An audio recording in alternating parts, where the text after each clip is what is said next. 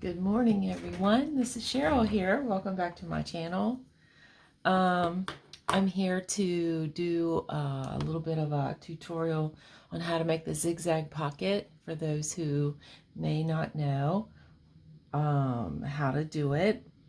This is one that I did for a journal that I'm making, and they're as cute as anything.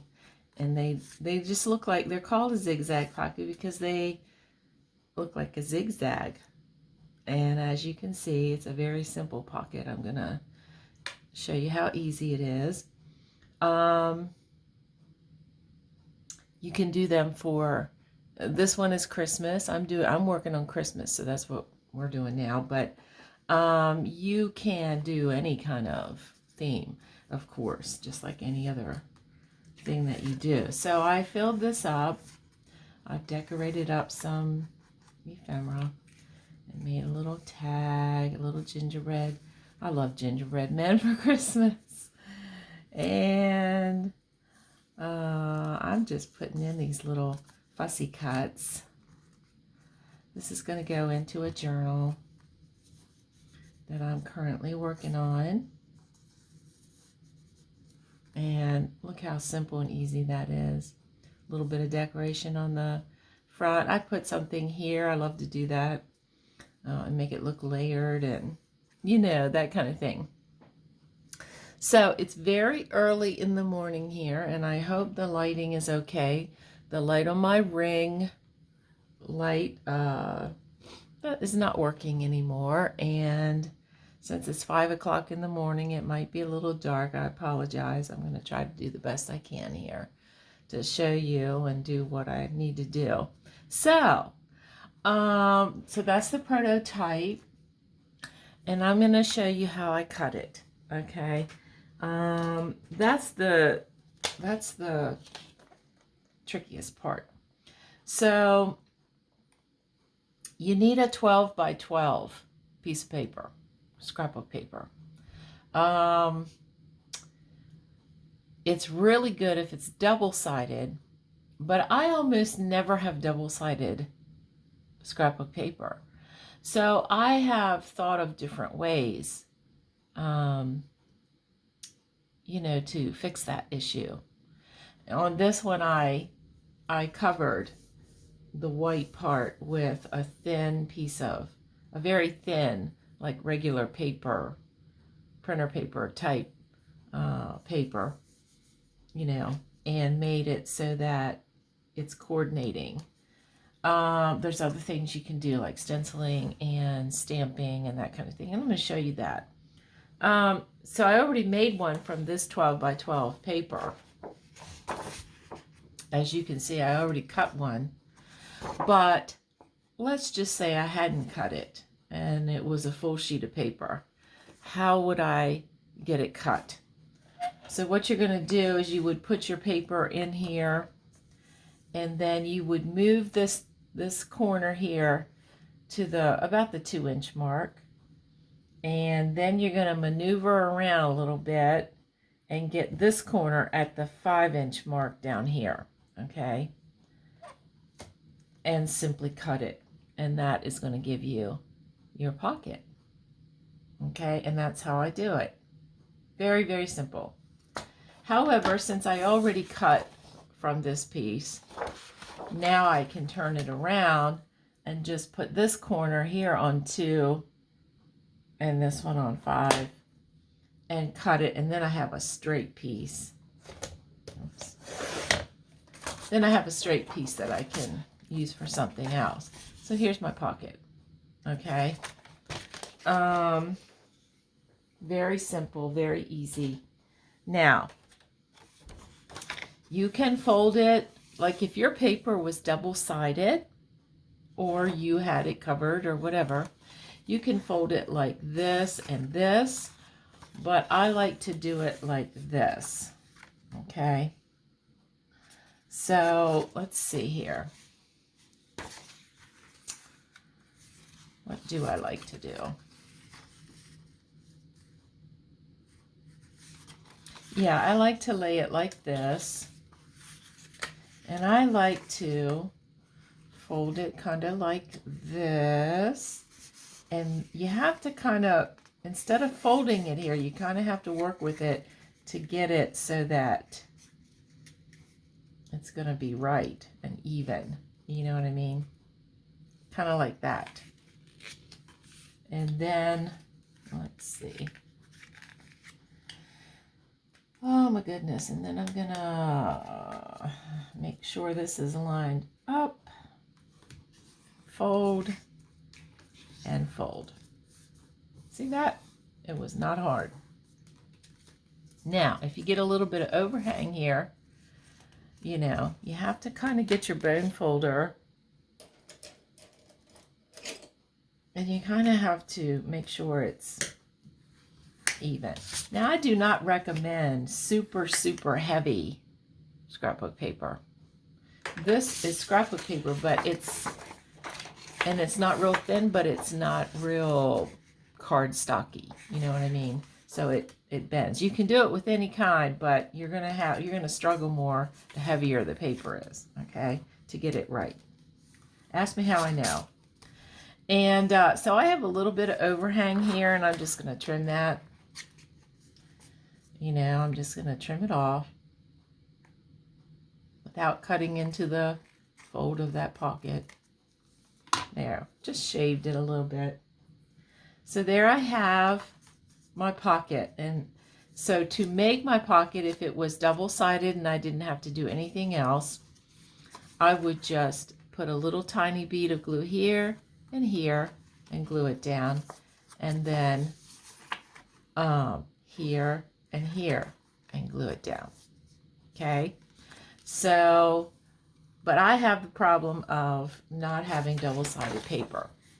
So what I'm going to do to resolve it, on the gingerbread man, what I did was I opened it up, and from here over, I covered it, the back of this, with some other paper and glued it very well, let it dry, then folded my pocket again and went from there, okay, so that you could see that I have, you know, patterned paper. And that works. You can do that. You can absolutely do that. On this one, I'm going to do something different. I'm going to stencil. Now, I don't have to do anything to that because you're not going to see it. But right here on this section, I'm just going to do some stamping. So let's see what that's going to look like. I'm going to use green because I picked out a Christmas stamp of greenery.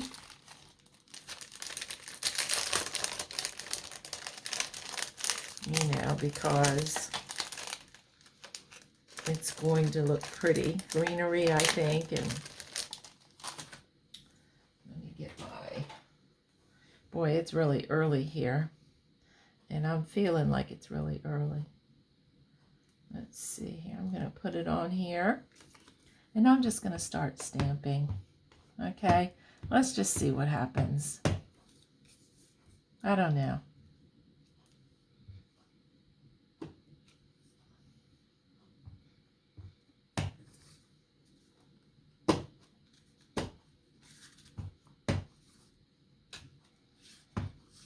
And I'm not being too precious about it because it's pine.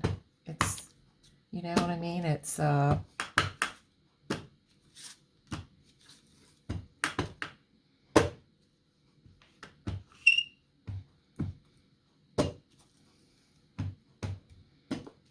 I'm going all different directions, and I'm just making it with some pine, which is beautiful for Christmas. Okay, let me see here. See how pretty that is? Now I'm going to add to that.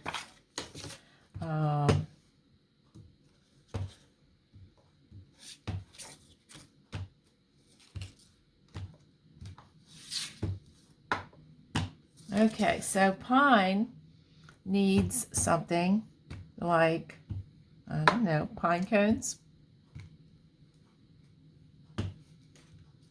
Okay, so there's that. I do have this other piece in this Christmas thing, and it has some pine cones. Let me get to it here. This other piece has some pine cones on there. I don't want to stamp this whole thing, so I'm just gonna get my brown. I have some frayed burlap, which is a wonderful brown, and I'm just going to use this little pine cone. How about that?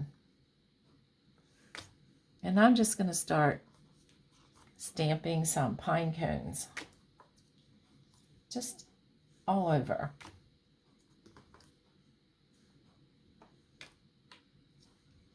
Try to make it super cute, because this is the back. Now, you wouldn't need nothing on the back if you were going to glue this into your journal. But if you're going to pin it in as a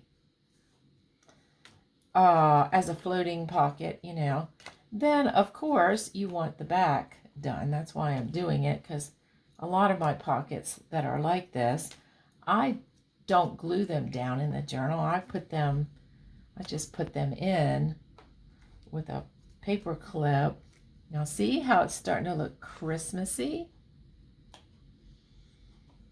And I like it. I like it a lot. I did it before.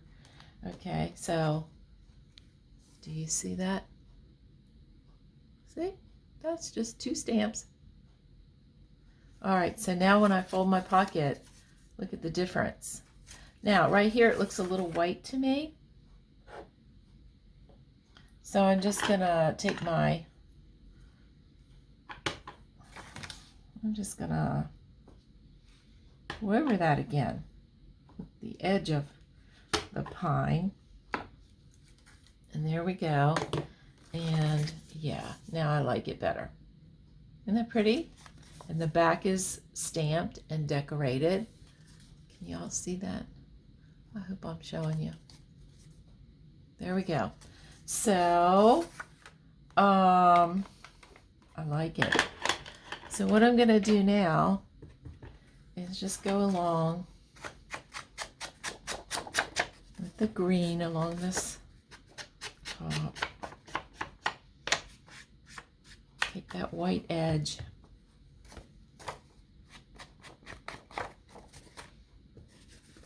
Go along here a little bit. Not doing it real dark or anything, just a little bit. So it looks more finished. Yeah. All right. So at this point, now how easy was that? This is the easiest pocket ever. It's a beginner thing. Now, it has this point, and it's a little too sharp for me, so I'm taking my tiniest corner rounder, and it just takes the tiniest bit and rounds it just a little bit, and I like it better. So at this point, if you are not a sewer, that is fine. I did not sew on this pocket. So what you would do is, like I said, you would, at this point, glue here and here, just a little bead. Don't get heavy-handed now. And then here and here. And you would glue it and let it dry. And then you would have your pocket and you could begin to decorate. Now, what I did, I made one like this prior to this video. And so what I did was I opened it up and I sewed here and I sewed here. Okay. And I didn't do it while the pocket was folded together because I didn't want it to be too tight that I can't get anything in the pocket. So I just made it look like, you know, I sewed it shut. So I sewed it here and I sewed it here. And then I folded it and glued it. Okay. And then I took it back to the sewing machine and I did sew through all the thicknesses across the bottom. Okay. You don't have to do that. You don't have to do it if you don't sew. But I'm a sewer and I love the way the sewing looks. I always think that it looks so finished and, you know, like you really put some time into it. So I'm probably going to do that. I already have one done. So I'm going to show you that one, and I'm going to sew this one later. So here's one that I did exactly like it. Okay. And I did the stamping, and then I opened it up and sewed here and here like I showed you. That's this little part, here and here. And then folded it up, okay, and glued it. So it looks like it was sewn, but it was just glued.